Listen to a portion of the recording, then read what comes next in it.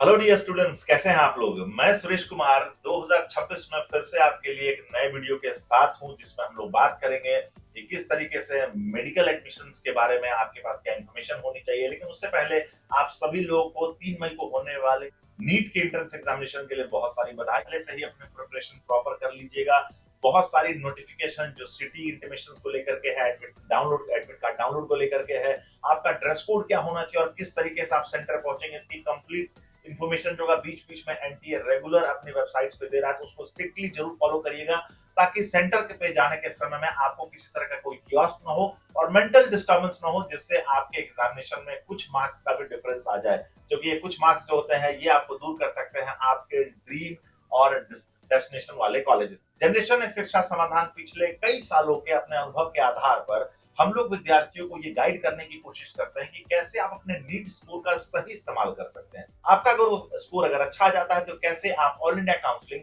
जिसमें 15% सीट पे ऊपर में स्टूडेंट्स को ऑल इंडिया के सारे गवर्नमेंट कॉलेजेस में पार्टिसिपेट करने का मौका मिलता है, उसमें कैसे आपको चॉइस फिलिंग करनी चाहिए। 85% सीट्स जो होती है, जो स्टेट काउंसलिंग के माध्यम से गवर्नमेंट कॉलेजेस में मिलती है, उनकी अरेंजमेंट कैसी होनी चाहिए और उसके बारे में कंप्लीट इंफॉर्मेशन आपको कैसे मिले। ऑल इंडिया में जो बहुत सारे डीम्ड कॉलेजेस हैं या फिर सेंट्रल यूनिवर्सिटीज के कॉलेजेस, चाहे एम्स हो, बीएचयू हो या जिपमर जैसे कॉलेजेस हैं, इनका चुनाव आपको कैसे करना चाहिए। Different deemed universities preference list में आपके होनी चाहिए या आपका अपना स्टेट प्राइवेट मेडिकल कॉलेज आपके चॉइस लिस्ट में होना चाहिए। बहुत सारे स्टूडेंट्स ऐसे हैं जो नीट के रैंक आने के बाद अपने इंफॉर्मेशन नेटवर्क को स्ट्रॉन्ग बनाना शुरू करते हैं, लेकिन तब तक थोड़ी सी देर हो जाती है। जैसे ही आपका एग्जाम कंप्लीट हो जाए तो एक टेंटेटिव आइडिया हर एक स्टूडेंट को लग जाता है, क्योंकि डिफरेंट प्लेटफॉर्म से आंसर्स कीज आपको मिलने शुरू हो जाते हैं कि आपका रैंक क्या आ सकता है, आपका स्कोर क्या आ सकता है। उस टेंटेटिव स्कोर के आधार पर आपको पहले से ये समझने की आवश्यकता है कि इन काउंसलिंग में पार्टिसिपेट करना चाहिए। क्या ऑल इंडिया काउंसलिंग में पार्टिसिपेट करने से आपको सीट मिलेगी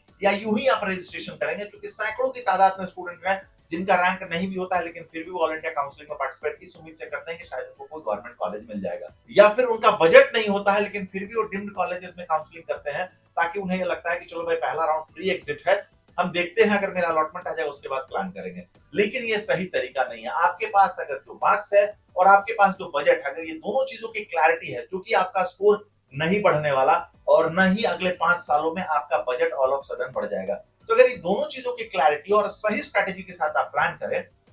तो आप अपने स्कोर पे सही कॉलेजेस ले सकते हैं। जो कि जब तक आपकी प्लानिंग बनती है या फिर जब तक आपका, बहुत सारे स्टूडेंट ऐसे भी है जो शुरुआत में उनको ऐसा लगता है कि उनका स्कोर कम है, लेकिन फिर भी वो लो स्कोर वाले कॉलेजेस को प्रेफरेंस देते हैं और लगातार वहां और उन स्टेट्स की काउंसलिंग करते रहते हैं। तब तक जब तक उनको समझ में आता है कि उनके लो स्कोर पे लो बजट के साथ उनको सीट सिक्योर नहीं होगी, तब वो हाई बजट वाले स्टेट्स या हाई बजट वाले डीम्ड यूनिवर्सिटी या हाई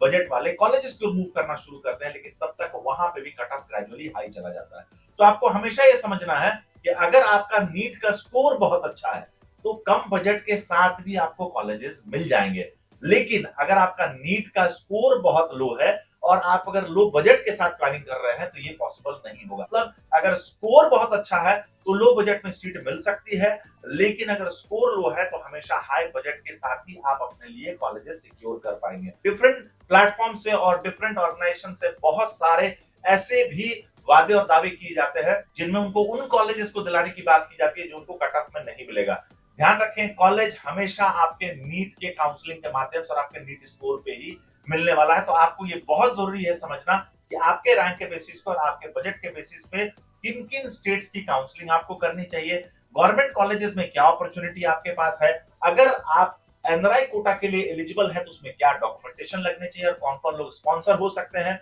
उसका फीस कितना होता है और क्या उसमें कोई नेगोशिएशन होती है। अगर आप किसी कारण से ऑल इंडिया काउंसलिंग की 15% गवर्नमेंट सीट से चूक जाते हैं और स्टेट गवर्नमेंट की सीट भी नहीं मिलती है, तो क्या आपके स्टेट में कोई स्टेट कोटे की सीट है जो बहुत कम बजट में आपको मिल सकती है। अलग अलग डिफरेंट कैटेगरीज जैसे Q quota, institutional quota, management कोटे जैसे जो सीट है, क्या यहाँ पे आपके स्कोर पे आपको सीट मिल सकती है। किन किन स्टेट्स में रजिस्ट्रेशन करना आपको चाहिए और वहां का रजिस्ट्रेशन के लिए जो सिक्योरिटी डिपॉजिट है क्या है। अलग अलग जगह पर जब आप कॉलेजेस का चुनाव करते हैं तो ये भी समझना बहुत जरूरी है कि जिन स्टेट्स के लिए आप प्लान कर रहे हैं कहीं वहां कोई बैंक गारंटी या सर्विस बॉन्ड तो नहीं है जो कि आपको 4.5 सालों के बाद दिक्कत हो। बहुत सारे लोग ये दावा करते हैं कि वो कॉलेज की फीस में आपको भारी भरकम डिस्काउंट दिला देंगे, लेकिन एडमिशन होने के बाद स्टूडेंट्स को जो पैसा है वो पूरा देना पड़ता है और इस लालच में जो एक्स्ट्रा अमाउंट वो अपने साथ जुड़े लोगों को देते हैं वो पैसे भी उनके हाथ से चले जाते हैं। तो क्या वाकई में डिस्काउंट मिलता है या फिर सिर्फ एक भ्रम है? इस तरीके से बहुत सारे सवाल हैं